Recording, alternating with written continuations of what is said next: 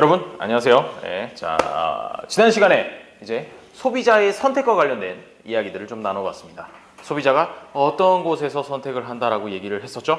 사실 뭐 한마디로 얘기하자면 자기가 돈을 쓰는 것만큼 큰 만족을 얻고 싶어 한다. 그게 이제 제일 중요한 목표였어요. 그래서 이제 뭐 한 두 가지 정도 재화가 있다고 할 때 각 재화에서 돈 단위 하나 1원당 얻는 만족감이라고 하는 게 두 재화가 같아지는 지점까지 그 지점을 찾아서 그렇게 소비를 한다라고 얘기를 했었죠. 사실 그게 이제 핵심이었고요.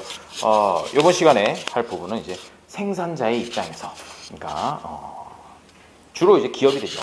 기업의 입장에서 또 최적의 선택을 한번 생각을 해보도록 하겠습니다.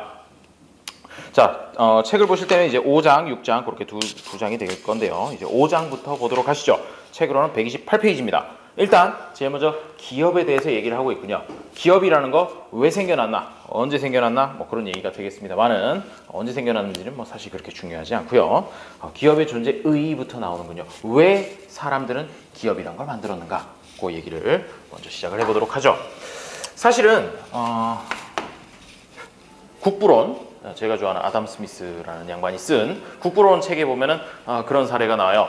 얘기한 적 있나요? 제가 못을 만들죠. 장인이에요. 대장장이. 대장장이가 하루 종일 못을 만듭니다. 쇠를 가열하고 녹여서 뽑아서 식히고 두들기고 해가지고 그렇게 못을 만든다고 하면 하루에 한 30개 정도를 만들 수 있다고 해요. 하루 종일 뚱땅뚱땅 쳐가지고 이제 한 30개 정도를 만들 수 있다고 하죠. 그런데 10명의 대장장이가 그걸 10개의 공정으로 나눠가지고 못을 만든다. 그러면은 30개 곱하기 10개인 300개가 아니라 3만 개도 만들 수 있다라는 뭐 그런 분업과 관련된 얘기가 나옵니다. 사실 거기서부터 이제 기업이라고 하는 거는 생겨났다고 볼 수 있겠죠. 여기 한 3가지 정도 이유를 얘기를 하고 있는데 그 중에 4가지군요. 4가지 얘기를 하고 있는데 그 중에서 방금 제가 말씀드린 내용이 130페이지에 나오는 세 번째 팀에 대한 생산의 이점, 약간 분업과 관련된 그런 부분을 얘기를 한 거죠. 그게 이제 자연 발생적인 요인이었고, 자, 이 책에 나오는 순서대로 한번 살펴보도록 할게요. 첫 번째, 거래 비용의 절감이라는 얘기가 나옵니다. 거래 비용의 절감. 자, 거기에 사람 이름이 하나 나오죠? 무슨 사람 이름이 나오나요? 코즈. 이 양반은 좀 이따가 우리가 이제 재정학을 배우게 될 때도 굉장히 자주 나오는 분이에요. 굉장히 유명한 경제학자신데 이분은 왜 도대체 이렇게 기업을 만드는가에 있어서 이렇게 얘기를 했습니다. 어떻게? 거래 비용. 영어로는 transaction cost라고 얘기를 하는데 transaction cost. 자, 빵을 만든다고 생각을 해보죠. 빵을 만드는데 한번 생각을 해봐요. 저는 제빵사예요. 제빵 기능을 가지고 있습니다. 그렇지만 기술만 있다고 해서 빵이 나오는 게 아니죠. 재료를 사와야 돼요. 재료를 사오고 그 다음에 그 재료를 갖다가 사와서 만들어서 어딘가 전시를 하고 포장을 하고 뭐 그런 것들을 해야 된단 말이죠. 그런데 요걸 갖다가 개인 따로따로 해가지고 하나씩 거래를 하다 보면 아무래도 여러 가지 다른 변수라든지 번거로운 일들이 많아요. 그러니까 아예 내가 제빵하는 기술을 가지고 있지만 사실은 그 원료 밀가루 공장도 갖고 있고 그 다음에 빵을 만들어서 팔 수 있는 빵집도 갖고 있고 뭐 그런 식으로 이제 다 가지고 있다라고 하면 훨씬 들어가는 비용이 줄어든다라는 얘기가 되겠어요. 그래서 이제 거래 비용의 절감이 그 부분이 되는 거죠. 자, 거기 제일 마지막 문단 밑에서 5번째 줄 보도록 하죠. 거래 비용이라는 거에 대해서 설명을 하고 있습니다. 128페이지 밑에서 5번째 줄. 구체적으로 말해 거래 비용은 거래할 상대자를 찾고 가격 등 거래 조건에 대해 합의하고 이 합의 사항이 준수되도록 노력하는 것과 관련된 비용. 이런 비용을 기업을 만들어서 하나의 회사 안에다가 그 기능들을 한꺼번에 넣어두면 줄일 수 있다라고 이렇게 분석을 했던 것이죠. 그러니까 이해관계가 각자 다른 이런 거래 대상들이랑 거래를 하는 게 아니라 하나의 회사라는 이름 안에다가 그 이해 당사자들을 다 묶어 놓으면 그 사람들이 공동의 목표를 추구하기 때문에 훨씬 비용이 줄어든다라는 그런 얘기가 되겠죠. 자, 그 다음에 두 번째 이유입니다. 두 번째 이유, 규모의 경제.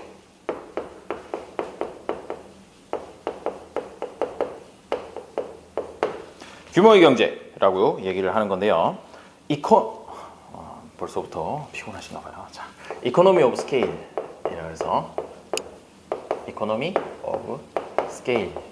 그래서 요거는 굉장히 큰 장치 산업들 있잖아요. 뭐 예를 들어서 배를 만든다든가, 그러니까 조그만한 낚싯배 말고 이제 거대한 상선 이런 걸 만드는 산업이라든가, 아니면은 반도체를 생산하는 그런 산업 같은 경우에, 그러니까 요거는 어떤 산업 특성이 좀 고려가 되긴 합니다만은 굉장히 큰 장치가 필요하고 엄청난 자본이 많이 이제 투자가 되어야 되는 사업 같은 경우에는 생산량을 조금 만들 때는 그 고정 비용이 너무나도 크기 때문에 사실 수익을 내기 어려워요. 그런 경우에는 아무래도 조그마한 소규모로 이렇게 생산하는 것보다 당연히 큰 덩치로, 큰 기업으로 만들어서, 회사를 만들어서 생산하는 게 훨씬 유리했다라는 그런 얘기가 되겠죠. 세 번째가 아까 제가 말씀드렸던 팀에 의한 생산의 이점인데, 뭐 사실 분업과 관련된 부분입니다. 분업을 할 수 있기 때문에, 분업을 하면 훨씬 효율적이니까, 그래서 혼자 만드는 것보단 여러 명이 모여서 각자 일을 나눠서 하는 것이 자연스러웠다. 그렇게 해서 기업이 생겨났다라는 것이죠. 마지막이 이제 자본 조달과 관련된 얘기입니다. 요거는 규모의 경제랑도 조금 관련이 있어요. 규모의 경제, 장치 산업, 엄청나게 큰 생산 설비 이런 것들이 필요하다고 했죠. 그거를 당연히 만드는 데는 큰 엄청난 규모의 자본이 필요합니다. 자본이 필요한데 혼자서 끌어들일 수 있는 돈이라고 하는 건 한계가 있죠. 그래서 이제 회사, 큰 여러 사람을 모아가지고 만드는 기업이 생겨나게 되었다라고 이렇게 얘기를 한다는 거죠. 자, 뭐 사실 요거는 그냥 알아두시면 좋은 내용이고, 시험에서 뭐 요걸 갖다가 아주 깊게 물어본다거나 그런 부분은 아니니까 그냥 그런가 보다 하고 넘어가시면 될 것 같아요. 자, 그럼 이제 본격적으로 이제 기업은 무엇을 추구하는가, 그거부터 이제 살펴보도록 하죠. 여기서부터가 오늘의 본론이에요. 자, 회사를 만들었습니다. 회사는 왜 만들까요? 뭐 하려고 만들까요? 당연히 그렇죠. 이윤을 얻기 위해서. 첫 번째 목표는 이윤을 얻기 위해서입니다. 이윤. 그러면 이윤이 뭔지 알아야겠죠? 이윤이라고 얘기하는 거. 뭐 그냥 대충은 다 아실 것 같아요. 내가 이제 돈을 뭐 100만 원을 벌었는데 100만 원을 벌기 위해서 한 30만 원 나왔다 그러면 나한테 70만 원 남았어 라고 얘기하는 그런 부분이 이윤이라고 생각하시면 돼요. 상식적으로 그렇게 되겠죠. 영어로는 profit이라고 얘기를 합니다. profit으로 얘기를 하고, 요거는 어떻게 계산하냐? 매출에서, 즉 뭐 물건이든 서비스든 제공을 하고 받은 대가죠. 매출에서 그 매출을 만들기 위해서 발생한 비용을 제외해주면 이게 바로 이윤이 되는 거죠. 우리가 상식적으로 생각하는 바로 그겁니다. 자, 요거를 사실은 나중에 가서 이제 꼭 이윤이 아니라 뭐 다른 걸 이제 극대화시킬 수도 있다라는 걸 얘기를 하겠지만, 일단 기본적으로 기업은 이윤을 극대화하는 것, 그것이 바로 존립 목표, 최대의 지상 과제가 되는 것이죠. 자, 그 얘기가 이제 131페이지에 나와 있고요. 그러면 지금부터 이 기업이 어떻게 해야지 이윤을 극대화하게 될지 그 부분에 대해서 생각을 해보도록 하죠.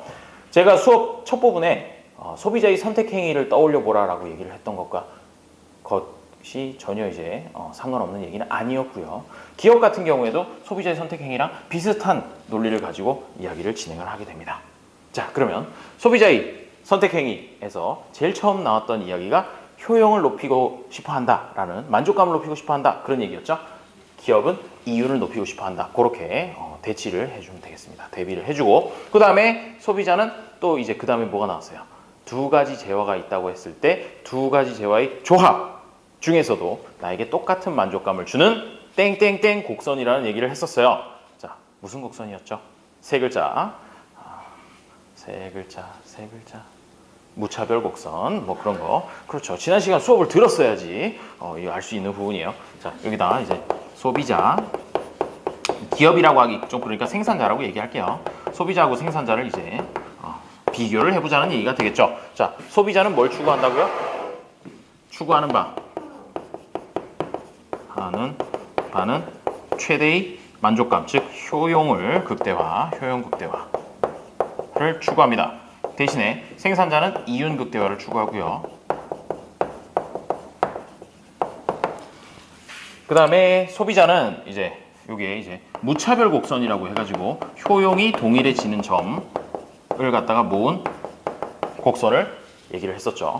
형태가 어떤 식으로 됐었죠? 원점에 대해서 볼록하게 바깥쪽으로 원점에서 멀어지면 멀어질수록 효용 수준이 높아지는 그런 그래프가 있었습니다. 자, 그거랑 똑같이 생긴 곡선이 생산자에게도 있어요. 그게 바로 이제 등량 곡선이라고 하는데, 여기 등량 곡선에서부터 논의를 시작을 해보도록 하죠. 텍스트로는 몇 페이지로 보시면 되느냐 하면요. 빠밤빰빰. 많이 넘어가네요. 자, 139페이지까지 쭉 한번 넘겨보세요. 138페이지, 139페이지 그 부분까지 이제 넘겨보시면 이제 등량 곡선에 대해서 조금 얘기를 해보도록 하겠습니다.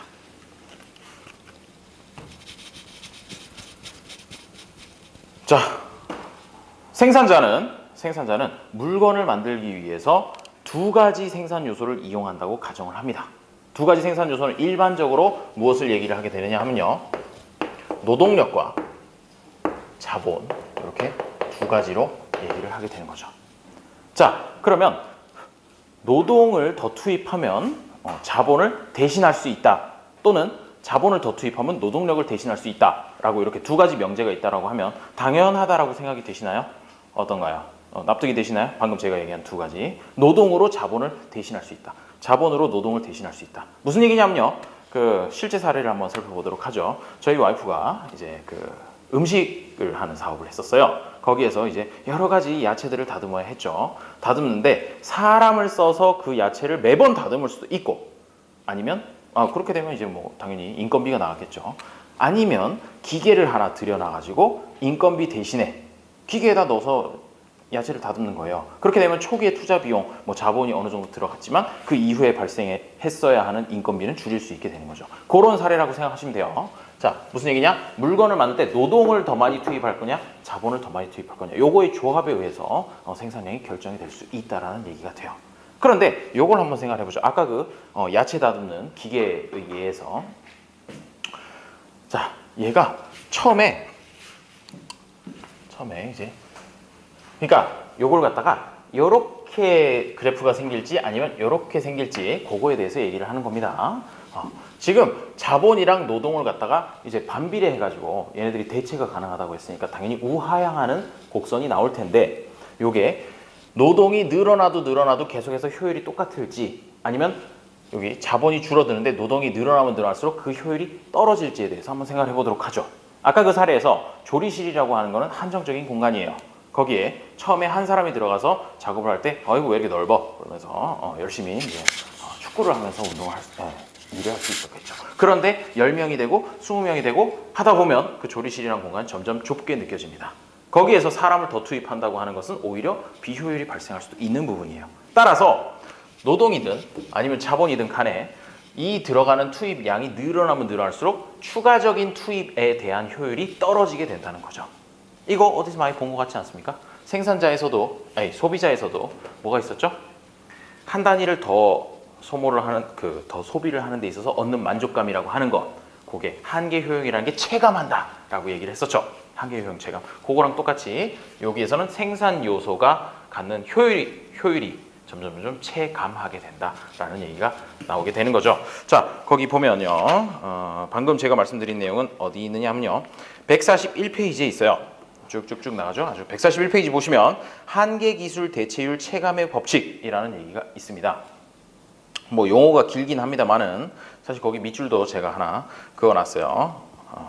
여러분 책에는 당연히 없겠죠. 자, 보시면 첫 번째 문단에 위에서부터 다섯째 줄에 노동과 자본이 완전하게 대체 가능한 생산 요소가 아니어서 한 생산 요소의 투입량이 점차 줄어들면서 다른 생산 요소로 대체하기가 점점 더 힘들어진다. 무슨 얘기냐? 요게 이렇게 직선의 형태로 우하향하는 게 아니라 웬만하면 원점에 대해서 볼록한 형태로 우하향하는 곡선이 생긴다라는 얘기를 하고 있는 거죠. 그래서 요거는 한계기술 대체율 체감의 법칙이라고 하는 것은 일반적으로 성립하는 것이지 반드시 성립한다고 얘기를 하지는 않습니다.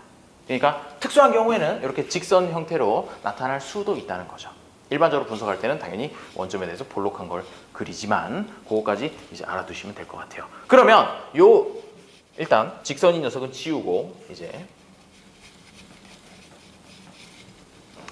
이 그래프가 갖는 의미에 대해서 얘기를 해보도록 하죠. 이 그래프에 있는 이 곡선이 바로 등량 곡선인데, 용어를 보면 등자는 당연히 같다라는 의미겠죠. 같을 등자예요. 그 다음에 량자는 생산량을 의미합니다. 즉 같은 생산량을 만들 수 있는 곡선이란 얘기가 되는 거죠. 무슨 얘기냐? 이 곡선 위에 있는 어느 점이든지 간에 A점이랑 B점이랑 C점 이런 식으로 점을 3개를 찍고 나서 A점에 해당하는 자본의 양과 노동의 양을 투입하고, 또는 B점에 해당하는 자본과 노동의 양을 투입하고 어떤 거를 선택을 하더라도 일단 결과물로서 나오는 생산량이 다 똑같다라는 그런 얘기가 되는 거죠.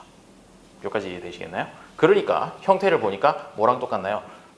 소비자의 무차별 곡선이랑 생긴 모양이 똑같다는 거죠. 무차별 곡선에서도 그 다음 분석은 뭐였냐면요. 이렇게 등량 곡선이 점점 바깥으로, 무차별 곡선이 바깥으로 이렇게 나갈 때 이쪽 방향으로 갈 때 무엇이 달라지느냐 그 얘기 했었죠. 자, 그러면 여기서 퀴즈예요. 자, 제일 안쪽에 있었던 등량 곡선이 있었는데 그 등량 곡선이 자꾸 이렇게 바깥쪽으로 이동을 했다는 얘기죠. 그럼 뭐가 늘어났다는 얘기일까요? 효용. 그거는 이제 소비자에서, 그렇죠. 소비자의 무차별 곡선에서는 바깥으로 나갈수록 효용이 늘어나고요. 생산자, 여기 이 등량 곡선에서는 생산량이 늘어나는 겁니다. 생산량. 뭐 그렇겠죠. 여기 있는 B점 그리고 이쪽으로 나가가지고 B'점 이렇게 생각을 해보면 당연히 B점에 비해서 노동도 더 들어갔죠. 자본도 더 들어갔죠. 그럼 뭐 아웃풋이 더 나와야죠. 생산량이 늘어나는 곡선이라고 이렇게 생각을 해주시면 됩니다. 자, 하나 나왔고요. 그 다음에 이제 거의 다 왔어요. 벌써 반 설명했고요. 자, 이제 한 가지만 더 하시면 돼요. 뭐였죠? 요 소비자에서는 무차별 곡선 다음에 얘기를 했던 게 예산선이라는 게 나왔었습니다. 내가 효용을 얻고 싶은데 그게 현실적인 한계가 있다. 뭐였죠? 나의 소득에 따라서 두 재화를 살 수 있는 그런 한계가 되는 선을 예산선이라고 얘기를 했었어요. 그런데 이번에 생산자 입장에서도 이 예산선에 해당하는 뭔가가 있어야 되겠죠. 그 내용을 이제 얘기를 해보도록 하죠. 바로 한 페이지를 넘겨보시면 142페이지 등비용 곡선이라는 얘기가 나오게 됩니다. 그래서 이제 예산선에 해당하는 녀석이 등비용 곡선이라고 얘기를 해요. 자, 그러면 등비용 곡선도 여기 예산선처럼 생긴 형태는 똑같습니다. 보니까 진짜로 생긴 모양은 똑같죠. 대신에 축을 잘 보셔야 돼요. 축이, 자 이제 등비용 곡선을 그릴 것인데 축이 X축은 뭐라고 돼 있죠? 역시나 노동, 그리고 Y축은 자본 이렇게 되어 있습니다. 자, 여기까지 잘 나오나요? 네. 네, 아유 좋습니다. 목소리도 예쁘시네요. 자, 노동, 자본. 자, 이렇게 두 축이 있는데 생긴 모양이 이렇게 생겨 있죠. 어머나, 아까 이 등량 곡선이랑 왜 등비용 곡선은 이렇게 기울기가 다른 건가요? 라고 이렇게 생각을 할 수 있습니다만은 아까 이 등량 곡선이 원점에 대해서 볼록하게 되는 이유는 뭐가 있기 때문이다? 이름도 긴 한계기술 대체율 체감의 법칙이라는 녀석이 있었기 때문에 이렇게 만들어졌던 거고요. 요거는 이제 뭐라고 생각하시면 되느냐? 내가 기업에서 생산을 하려고 하는데 뭐 예를 들어 가지고 100단위라는 물건을 100개를 만들려고 하는데 쓸 수 있는 비용이 뭐 한 100만 원이다 이렇게 딱 정해져 있다면 100만 원이라는 이런 한계가 정해져 있으면 그 100만 원으로 살 수 있는 투입할 수 있는 자본의 양과 노동의 양을 관계로 나타낸 그림이라고 보시면 됩니다. 그럼 또 여기서 이제 질문이 있죠. 왜요? 이거는 볼록하게 이렇게 안 되나요? 노동 많이 쓰다 보면 임금이 올라가지 않나요? 그 정도까지 크게 영향을 주지 않는다라고 가정을 하고 일단 분석을 하는 거죠. 뭐 사실 그 회사 자체가 그냥 뭐 구멍가게 이 정도 수준이 아니라 삼성전자나 뭐 이런 엄청난 대기업 정도 몇십만 명씩 고용을 하는 그런 기업이라면 노동 사용량을 늘림으로 인해서 진짜로 임금이 올라갈 수도 있지만 그게 아니라면 사실은 뭐 여기서 한 명에서 뭐 10명 고용하는데 갑자기 이렇게 막 임금이 올라간다거나 이렇게 분석하는 게 오히려 더 부자연스럽겠죠. 그래서 이렇게 직선의 형태로 생긴다는 얘기가 되겠습니다. 자, 그러면 여기 이 등비용 곡선이라고 얘기를 하는데 등비용 곡선이 안쪽으로 평행하게 이동한다라고 하면 그거는 어떤 의미가 될까요? 안쪽으로 평행하게 이동한다. 등비용 곡선이 안으로 들어갔다라는 얘기는 생산률이 낮아져요. 생산율이 낮아진다기보다는 기업에서 이제 이 양을 생산하는데 비용을 조금만 쓰고 싶다라는 얘기가 돼요. 내가 아까 100개 만드는데 예산을 100만 원 잡았는데 안 되겠다. 예산 70만 원만 잡자라고 했을 때 이렇게 안쪽으로 이동을 하게 되고요. 뭐 당연히 반대로 가는 거는 예산을 갖다 좀 늘렸다라고 이런 식으로 생각을 해주면 되겠죠. 자, 그러면 그 다음 이제 두 가지를 얘기를 했으니까 등량 곡선과 등비용 곡선, 위에 게 등량 곡선, 이게 등비용 곡선이 됩니다. 자, 그러면 이제 그 다음에는 뭘 해줄까요? 지난 시간 거 동영상을 열심히 보신 분은 이제 얘네 둘이를 붙인다라는 거를 기억을 하고 계실 거예요. 붙여가지고 어떤 식으로 붙이게 되냐? 여기 있는 이 그래프를 갖다가 여기다가 옮기는 거죠. 옮겨서 뭐 사실 그려보면 이렇게 여러 가지가 나올 텐데 지금 분석을 하려고 하는 선은 사실은 요 선입니다. 요 선이 원래 오리지널이었으니까 얘하고 그다음에 빨간색으로 표시하는 요 등량 곡선이 만나는데 딱 한 점에서 만나는 그걸 보고 접한다라고 얘기를 하죠. 자, 이렇게 접하는 점에서 무엇이 결정이 되느냐? 생산량과 생산 방식. 생산 방식이라고 얘기하는 건 노동을 많이 쓸 거냐, 자본을 얼마나 쓸 거냐, 노동을 얼마만큼, 자본을 얼마만큼 쓸 거냐라고 하는 걸 이제 생산 방식이라고 한다면 그게 결정이 된다는 것이죠. 왜 그렇게 되는 걸까요? 거기 이제 식을 보면서 조금 더 얘기를 해보도록 하죠.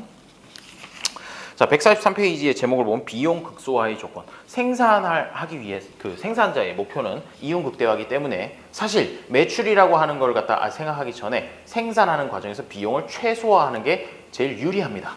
당연하겠죠. 똑같이 100개를 만들 거면 비용을 줄이면 줄일수록 좋은 거예요. 그렇기 때문에 여기 있는 등량 곡선, 등비용 곡선이 만나는 점 저렇게 그림 그려놓은 거기서 생산이 이루어진다는 것이죠. 그래서 요 점을 갖다가 이제 얘기를 할 때 뭐라고 얘기를 하느냐면요. 그 144페이지를 보세요. 144페이지를 보면 제가 방금 그려놓은 직선과 그 다음에 곡선이 만나는, 접하는 그런 F라고 표시되어 있는 그 점에서 이제 생산을 하게 된다라는 얘기가 되는 거죠. 자, 그러면 여기가 왜 가장 저렴한 비용으로 사게 되는 것인지 그걸 갖다 식으로 한번 나타내서 얘기를 해보도록 할게요. 요 점, 요 만나는 점이라고 하는 거는 사실은 직선의 기울기 그리고 곡선의 기울기가 같아지는 점을 의미를 하는 거죠. 그렇죠? 기울기가 같아야지 접할 테니까. 그러면 요 기울기에 대해서 식을 한번 써볼게요. 직선이 뭐였죠? 직선이 등 비용 곡선이었습니다. 직선이 등 비용 곡선. 그러면 직선이라고 하는 녀석의 기울기, 직선 등 비용 곡선의 기울기.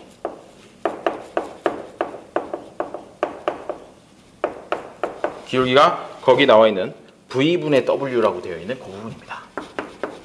V분의 W. 그 V분의 W, V는 뭐고 W는 뭡니까? 라고 이렇게 얘기를 하게 될 텐데 일단 W라고 하는 거는 임금률이에요. 임금률. 노동을 고용을 했을 때 한 단위당 돈을 얼마씩 줘야 되는가라는 임금률이 되고요. 그 다음에 V라고 하는 건 자본 비용이에요. 기억나나요? 그 예산선에서 소비자 얘기할 때 예산선에서 그 기울기라고 얘기하는 건 X제 가격과 Y제 가격의 비율 그걸 얘기를 했었잖아요. 그래서 여기서는 축이 노동과 자본이기 때문에 결국 노동의 비용 그리고 자본의 비용 요거의 비율을 얘기를 하게 된다는 거죠. 직선의 기울기라고 하는 건. 자, 그러면 또 뭐 여기서 조금 질문이 있지 않으세요? 기울기라고 하는 건 그럼 X축분의 Y축 뭐 이렇게 가야 되는 거 아니에요? 그러면 노동의 변화율분의 자본의 변화율 이런 식으로 가야 되는 것 같은데 왜 하필이면 이렇게 V분의 W라고 썼어요? 라고 이렇게 말씀을 하실 수 있는데 그거 같은 경우에는 그 같다고 놓는 거 하고 맞추려고 그렇게 쓴 거예요. 뭐랑 같다라고 놓을 거냐? 이제 곡선. 아까 얘기했던 등량 곡선이랑 등량 곡선의 기울기 얘랑 같다라고 놓기 위해서 그냥 일부러 분모 분자를 좀 바꿔 놓은 겁니다. 거기 등량 곡선의 기울기라고 하는 건 그럼 뭐냐? 얘네죠, 얘네의 기울기가 되는데 그러면 이게 뭔데요? 라고 얘기를 하면 이게 바로 한계기술 대체율이라고 얘기하는 그 부분이었어요. 한계기술. 얘는 한계기술 대체율이 기울기가 됩니다. 요게 기울기가 된다 이거죠. 그러면 한계기술 대체율이 뭐냐? 아까 대충은 설명을 했는데 노동 한 단위를 증가시키기 위해서 자본을 몇 단위를 줄여도 생산량이 그대로 유지가 될까라고 하는 그 비율을 한계기술 대체율이라고 얘기를 한다는 거죠. 그거는 요 하나의 곡선이라고 할지라도 어느 점에 있느냐에 따라서 한계기술 대체율은 계속 변해요. 그렇죠? 이쪽으로 이쪽 노동이 많이 쓰는 쪽으로 가면 갈수록 노동을 한 단위 늘려서 자본을 대체할 수 있는 부분이 점점 줄어든다라는 얘기가 되는 거고 노동을 조금 쓰고 있었을 때는 노동 한 단위만 늘려도 자본을 꽤나 많이 줄일 수 있다라고 해서 그 비율이 계속해서 달라진다는 걸 알 수가 있겠죠. 요걸 갖다가 나타내기 위해서 여기 곡선의 기울기를 뭐라고 쓰느냐? MP 네, 막 날아가고 난리 났구나. 자, MPK 그리고 MPL 이렇게 두 가지로 식이 나와 있습니다. 그러면 이거 MPK는 뭐고 MPL은 뭐예요? K가 사실은 자본이 영어로 뭐죠? 자본? 캐피탈이죠. 캐피탈인데 많이 들어봤죠? 캐피탈? 자, 그런데 독일어로 하면 K로 시작을 해요. 그래서 자본이란 뜻입니다. 앞으로 K가 나오면 웬만하면 자본이라고 생각해 주면 되고요. L은 레이버, 노동이 되겠죠. 노동.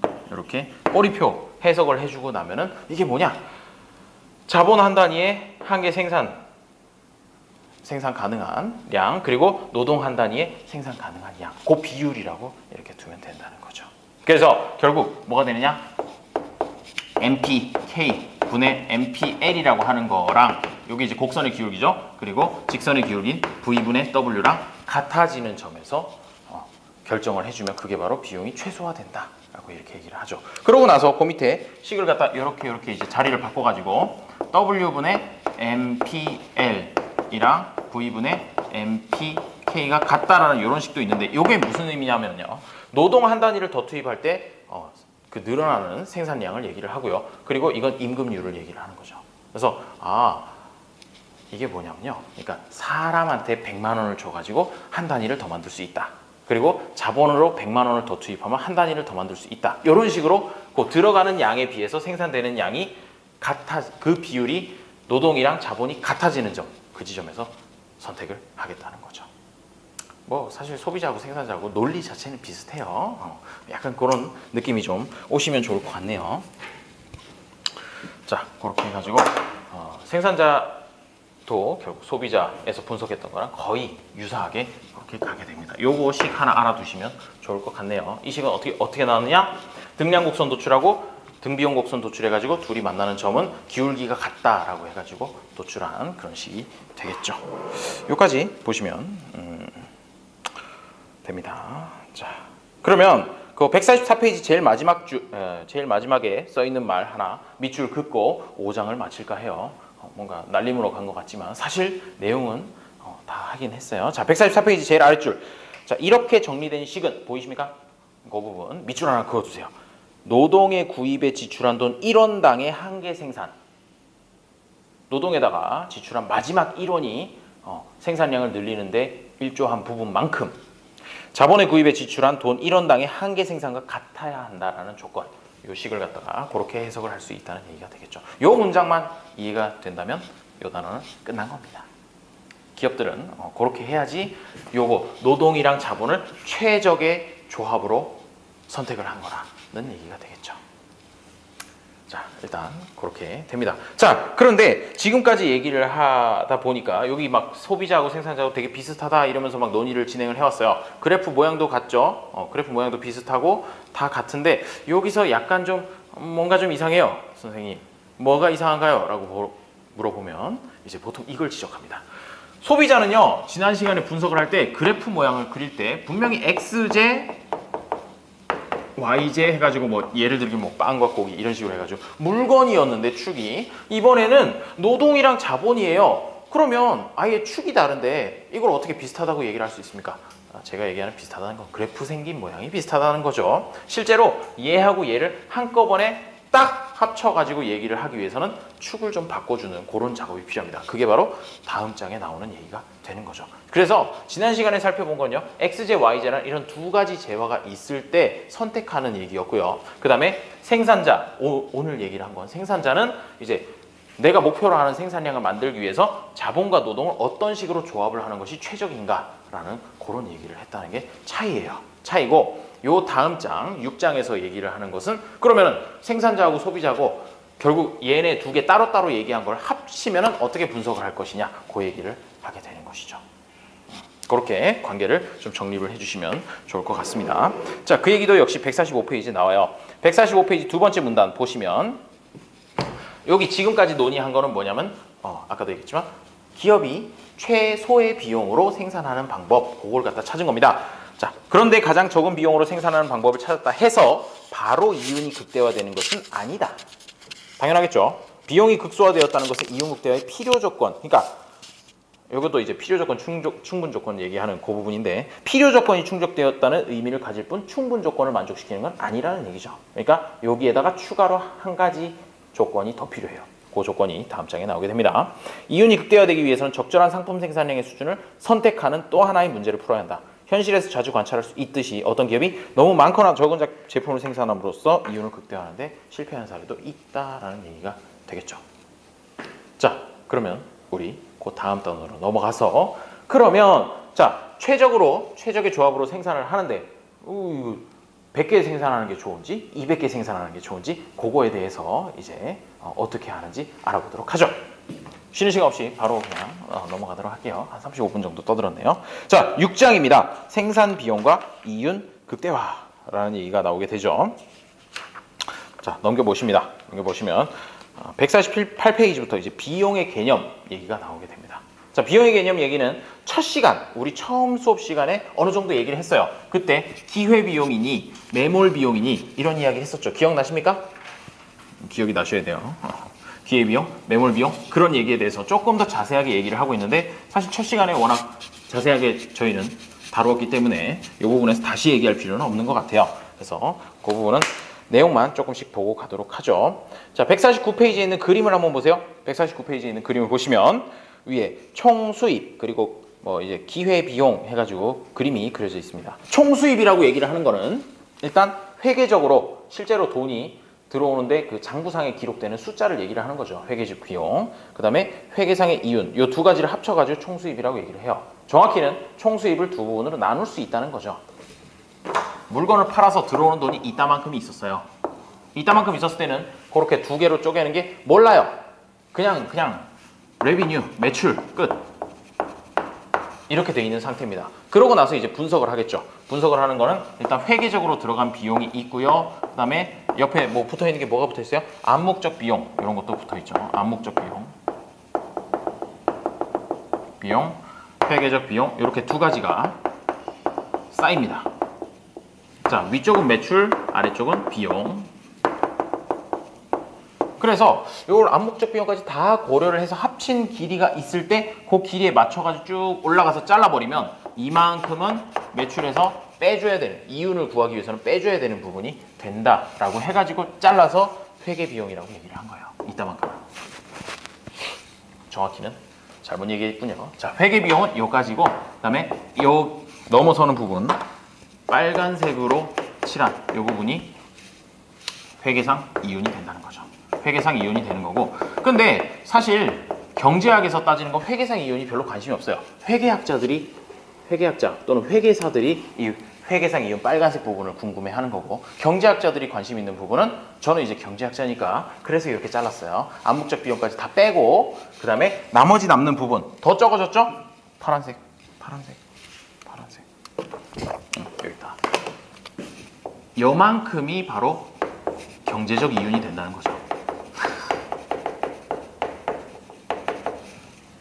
제가 아까 회계적 비용에 해당하는 부분을 빼고 나머지 남는 거 빨간색으로 표시된 부분이 회계상 이윤이 되고요.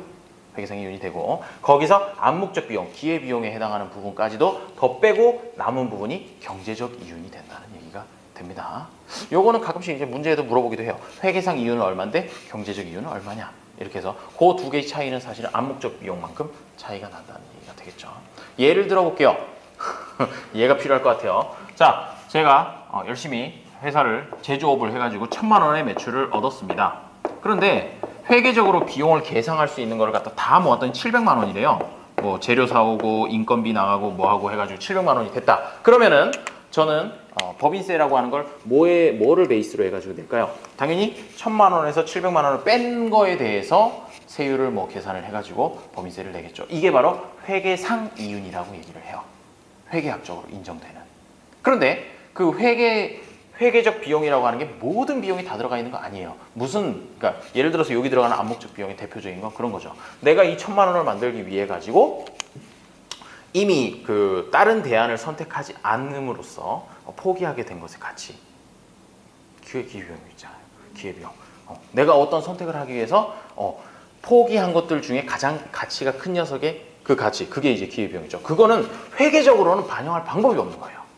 내가 이 제조업 안 하고 저기 가가지고 이제 강의를 했다. 강의를 했으면 한 1,000만 원, 한 800만 원쯤 벌었을 텐데, 800만 원쯤 벌었을 텐데, 너무 많이 벌었나요? 200만 원 정도 벌었을 텐데, 그거는 내가 여기 제조업 공장을 하면서 그걸 못했다, 강의를 못했다. 그런 것들은 사실은 내 마음속에만 있는 비용이지 정확히는 어디 장부에다가 내가 강의를 못했으니까 200만 원은 추가로 비용이 더 들었어요. 이렇게 해가지고 인정을 받을 수 없다는 얘기예요. 그런 것들이 이 암묵적 비용에 들어간다는 거죠. 무슨 얘기인지 알겠나요? 자, 거기 회계학과 주신 분? 네. 자, 회계학과 주신 분. 자, 답변해 보세요. 제가 지금 제조업 공장을, 제조업 사업체를 해요. 근데 이 제조업 사업체를 경영을 하느라고 어디 나가가지고 강의를 해가지고 200만 원 벌 수 있는 걸 포기했어요.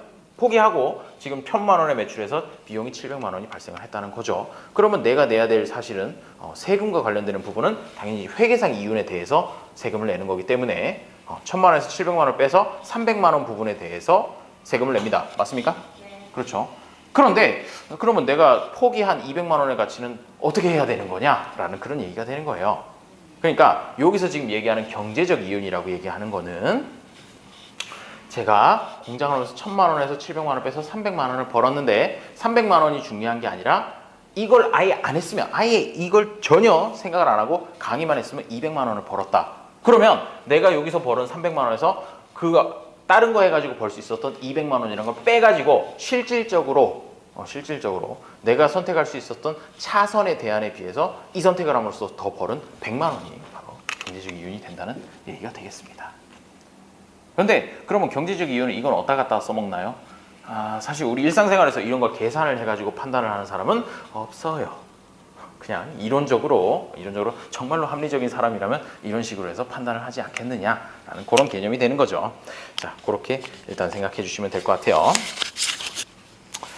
자, 그래서 우리가 앞으로 이제 분석하는 거, 앞으로 이제 경제학에서 분석하는 이윤이라고 하는 두 글자가 나오게 되면 일반적으로 아주 특수한 경우를 제외하고는 다 경제적 이윤을 얘기를 하게 됩니다. 그러니까 회계상 이윤이랑 조금 다르다. 그 정도까지만 이제 알아두시면 될 것 같아요. 자, 그 얘기가 149페이지까지 나와 있죠.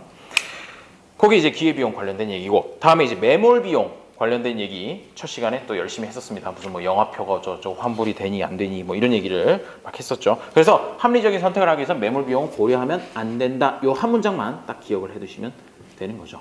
자, 매몰비용 들어보신 적 있으신가요? 썬큰 코스트라고? 그래서 이미 들어가고 회수할 수 없는 비용 같은 경우에는 앞으로의 선택이 있어서 고려하지 말아라 라는 그런 얘기가 되겠죠. 자, 넘어가 볼게요. 이제 151페이지 보도록 하죠. 151페이지 단기에서의 생산 비용. 아직까지 계속 생산자의 관점에서 얘기를 하고 있습니다.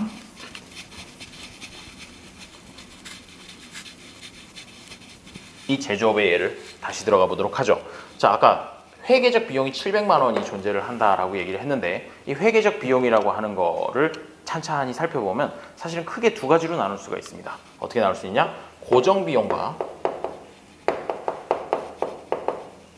가변 비용, 이렇게 두 가지로 나눌 수가 있어요. 요거는 사실 세무사 시험을 보실 예정이시라면 원가관리 회계라는 부분이 있습니다. 과목이 있어요. 원가관리 회계. 거기에서도 항상 나오는 개념이니까 봐두시면 좋을 것 같아요. 요 두 가지 비용을 합쳐서 총 비용이라고 이렇게 얘기를 한다는 거죠. 자, 예를 들면 이런 겁니다. 공장에다가 기계를 갖다 놔야지 생산을 할 수 있겠죠. 그 기계라고 하는 녀석은 쓰든 안 쓰든 뭐 하루를 1시간을 돌리든 100시간을 돌리든 사실 감가상각이라고 하는 회계적으로 떨어내는 비용은 똑같아요. 그렇죠? 그럼 내가 생산량을 1개를 만들든 100개를 만들든 똑같이 기계에 대한 감가상각비 100만 원 이런 것들은 고정 비용이 되는 거예요. 즉 생산량과 상관없이 생산량이 적든 많든 동일한 비용이 들어가는 부분을 고정 비용이라고 얘기를 합니다. 픽스드 코스트 이렇게 얘기를 하겠죠. 뭐 이거의 대표적인 예로는 그런 거 있어요. 공장에 들어가는 보험료 이런 것들. 보험료야 뭐 1년에 한 번 내는데 그러면 공장을 돌리다 안 들어가던 보험료는 내야 되는 거니까 그런 것들이 고정 비용이 된다는 거죠. 그러면 가변 비용, 변한다는 얘기잖아요. 가변 비용이라고 하는 건 뭐냐면 생산량에 비례해서 비용이 늘어나는 것들. 주로 이제 원재료비라든가 뭐 전력 관련된 요금이라든가 생산과 관련된 전력 요금 이런 것들은 당연히 생산량이 늘어나면 비용이 늘어나죠. 그런 것들이 다 가변 비용에 들어가게 된다는 거죠. 이 베리어블 코스트. 이렇게 얘기를 하게 돼요. 그래서 이제 거기에 나와 있는 총 비용, 토탈 코스트라고 하는 것은 얘는 TC, 앞으로 얘는 FC, 픽스드 F 대문자로 써야 되겠네요. 그 다음에 얘는 VC 뭐 이런 식으로 얘기를 한다라고 하면 일단 기본적으로 총 비용이라고 하는 것은 고정 비용 더하기 가변 비용이다. 이렇게 생각을 해주시면 돼요. 이건 뭐 마치 1 더하기 1은 2와도 같은 아주 당연한 얘기가 되겠죠. 자, 당연한 얘기라고 이렇게 생각을 하고 계신가요? 네. 그렇다면 아직까지 원론 수준이고요. 사실 이것도 조금 더 깊게 들어가면 어디까지를 고정 비용으로 볼 거냐? 정말 고정 비용은 고정 비용인가? 이런 얘기가 나와요. 무슨 얘기냐? 그 단원의 이름을 보세요. 단기에서의 생산 비용이라고 이렇게 나와 있죠. 맞습니까? 단기에서의 생산 비용이라고 얘기를 하는 건 뭐냐 하면요. 이 단기, 장기, 짧은 기간, 긴 기간이라는 뜻이잖아요. 자, 그러면 짧다, 길다라는 거의 기준은 뭐가 되느냐 하면요. 이 고정 비용이라는 게 존재하면 단기에서의 생산이라고 얘기를 해요. 그리고 고정 비용이 없으면 장기에서의 분석이라고 얘기를 합니다. 이게 무슨 얘기냐면요. 자, 지금 한 달 생산량을 이제 결정을 하려고 한다. 그럼 일반적으로 단기라고 생각을 하죠. 그동안에는 내가 갑자기 이 공장을 매각을 하거나 뭐 공장에다가 설비를 뭐 더 넣거나 덜 없애버리거나 이런 걸 할 수 없다라는 얘기예요. 그렇기 때문에 고정 비용이라고 이렇게 놓게 되는 거지. 사실은 그 분석 기간을 10년, 20년으로 이렇게 길게 가져가 버리게 되면은 여기 있는 공장 이런 것 자체를 아예 없애버리거나 아니면 더 늘리거나 이런 것도 가능하거든요. 그러니까 장기로 가면 갈수록 원래 고정 비용이라고 생각했던 것들도 다 가변 비용으로 바뀌는 그런 경향이 됩니다. 왜? 생산량이 변할 것 같으면 아예 그냥 공장도 없애버릴까?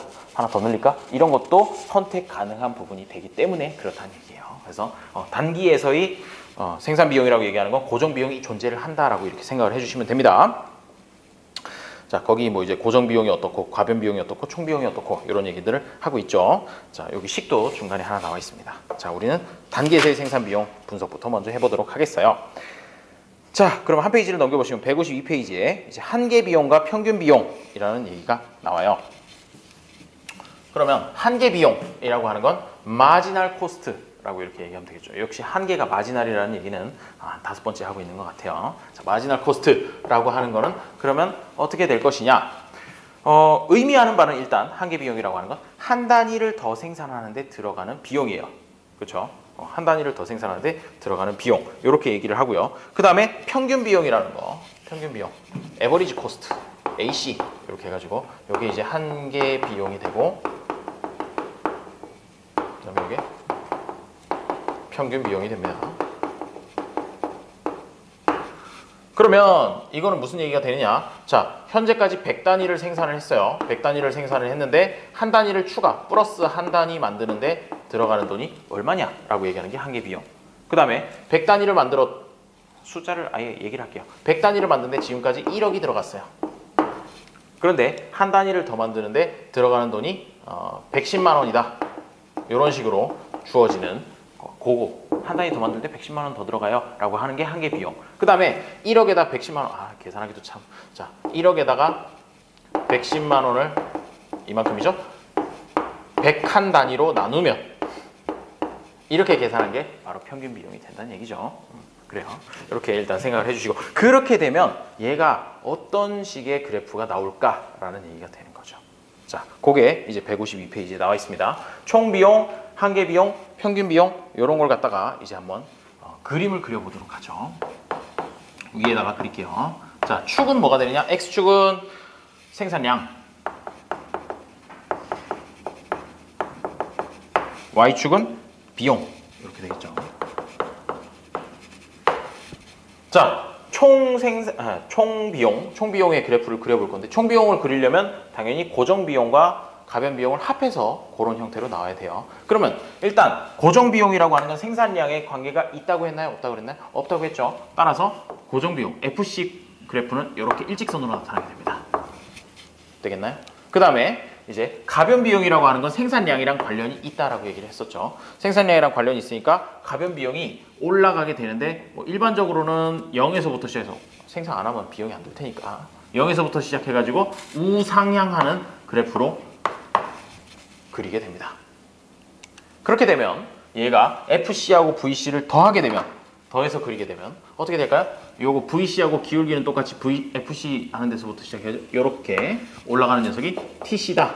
이렇게 얘기를 할 수 있겠죠. 그런데 일단 맞아요. 일단 맞는데 그런데 현실적으로는 어떻게 되느냐? 뭐 이렇게 나타나는 것도 있긴 있어요. 생산량이 얼마 안 될 때는 이렇게 되겠죠. 그런데 생산량이 조금 늘어나기 시작하게 되면 FC가 일직선인 거는 성립하는데 VC라고 하는 게 이렇게 직선의 형태로 증가하기보다는 점점 한계 비용이 증가하는 그런 경향이 나타나게 된다는 거죠. 생산량을 늘리면 늘릴수록. 왜 그럴까요? 생산하는 효율이 떨어질 수 있기 때문이죠. 그런데 그거는 뭐 사실 케이스 바이 케이스긴 해요. 진짜로 이렇게 직선으로 나타나는 것도 없지 않습니다. 있어요. 있고. 그게 아니고 여기 책에서는 어떤 식으로 그려져 있어요. 책에서는 VC라고 하는 녀석이 흰색으로 그려져 있군요. VC가 이런 식으로 증가한다라고 얘기를 해놨고, 따라서 TC라고 하는 녀석도 여기서 이렇게 증가한다라고 이렇게 그림을 그려놨죠. VC가 직선이어도 네. TC가 직선일 수가 없잖아요. 왜요? FC다 VC 하면 TC가 평행이동하면 되죠. 평행이동하면 되죠. 그러니까 FC라고 하는 거는 그냥 100만 원 이렇게 했으면 그냥 어떤 생산량이든지 간에 총 비용에다 100만 원만 얹어주면 되는 거거든요. 그러니까 요만큼을 그대로 띄어서 올린 거예요. 그런 형태로 그림이 그려지게 된답니다. 자, 그러면 이제 그 152페이지 그림을 보셔도 사실은 그 노란색 색깔이 안 보이시겠군요. 가변 비용 곡선이랑 총 비용 곡선의 각 점에서의 그 세로 차이라고 하는 거는 딱 고정 비용 곡선 높이만큼씩 차이가 나요. 그러니까 그대로 평행 이동했다라고 생각하시면 되겠습니다. 그 얘기가 바로 그래프 밑에 써 있어요. 고정 비용 곡선은 예상할 수 있는 대로 300만 원의 수준에서 수평선으로 나타나 있다. 가변 비용 곡선과 총 비용 곡선은 수직축 위에 절편에만 차이 있을 뿐 모양에 아무 차이가 없다는 점을 눈여겨보기 바란다. 라고 이렇게 얘기를 하죠. 그대로 떼가지고 그만큼 올린 거예요. FC만큼 올리면 된다는 겁니다. 자, 이제 한계 비용, 평균 비용 부분을 갖다가 조금 생각을 해보도록 하죠. 아까 이제 개념은 말씀드렸고, 한계 비용이라고 하는 거, 이걸 갖다가 이제 생각을 해보면요. 그 한계 비용에는 그러면 또 뭐가 녹아 들어갈까요? 한계 비용에도 여전히 고정 비용이랑 요 가변 비용이 들어가게 돼요. 그런데 요게 사실 이 한계 비용이라는 거 154페이지 그림을 한번 보세요. 그림을 한번 보시면 한계 비용 곡선과 평균 비용 곡선이라고 이렇게 그려져 있는 게 있습니다. 그려져 있는 게 있는데 얘가 한계 비용 곡선이 어떻게 되나요? 처음 시작했을 때는 생산량이 초반에 조금 늘어날 때까지는 점점 떨어지죠. 왜 이런 효과가 나타날까요? 이게 뭐 일반적인 경우를 상정해서 그린 건데 기본적으로 애가 뭐 기계를 하나 놓는다고 하더라도 그 기계가 일단 가격이 있겠죠. 100만 원짜리든 200만 원짜리든 기계를 놓을 거예요. 그러면 처음에 한 개를 생산한다? 그러면 이 한 개를 생산하기 위해서 100만 원짜리 기계를 산 거예요. 그런데 두 개를 생산하는 순간 이 각각 하나하나를 생산하는데 들어간 고정 비용이 50만 원으로 팍 줄어드는 거죠. 3개가 되면 33만 3천 원이 될 거고 10개가 되면 하나당 픽스드 코스트라고 하는 게 10만 원씩밖에 안 들어가게 된다는 겁니다. 그래서 처음에 생산량이 늘어날 때 초반에는 당연히 이렇게 뚝뚝뚝뚝 한계 비용 곡선이 떨어져요. 왜? 픽스드 코스트를 나눠 가져가는 그 분모 부분이 초반에 늘어나기 때문에 굉장히 빠른 속도로 그 고정 비용이 한 단위당 들어가는 고정 비용이라고 하는 게 쭉쭉쭉쭉 떨어진다는 거죠. 그런데 그게 분모가 어느 정도 이상으로 아까 뭐 10개라고 얘기했는데 자, 한 10,000개 정도를 만들어요. 10,000개 정도를 만들면 이제 하나당 픽스드 코스트가 차지하는 비율은 100원밖에 안 되는 거죠. 100만 원짜리 기계를 사가지고 10,000개를 만들었으니까 100원밖에 안 되니까 10,000개에서는 그 다음에 11,000개로 이렇게 늘어난다고 하더라도 픽스드 코스트가 줄어드는 부분이 점점 줄어들어요. 그렇기 때문에 결국 베리어블 코스트 예의 기울기에 거의 수렴해 가게 되는 거죠. 생산량이 늘어나게 되면. FC의 영향이 점점 줄어들기 때문에 초반에는 이렇게 한계 비용 곡선이 감소하다가 나중에는 증가하게 되는 게 그런 영향입니다. 뭐 그런 것도 물어봐요. 왜 요 앞부분에 왜 떨어지게 해요? 이런 거. 그러면 이제 픽스드 코스트를 생산량이 초반에 나눠 가져가기 때문에 빠른 속도로 한계 비용이 줄어든다. 이런 식으로 얘기를 해주면 되는 거죠. 자, 그 다음에 평균 비용 곡선이라고 하는 것도 이 한계 비용 곡선을 반영합니다. 반영해가지고 그걸 갖다가 이제 쭉쭉 더해보면 이런 그래프 모양이 생긴다는 거죠. 자, 1시간 정도 간 것 같으니까 조금 여기서 끊고 좀 쉬었다가 뒤에 이어가지고 이제 단기, 장기, 그 다음에 규모의 경제, 범위의 경제, 그 다음에 이윤 극대화 생산량의 도출까지 다음 시간에 이어서 해보도록 하겠습니다. 네, 좀 쉬었다 하죠.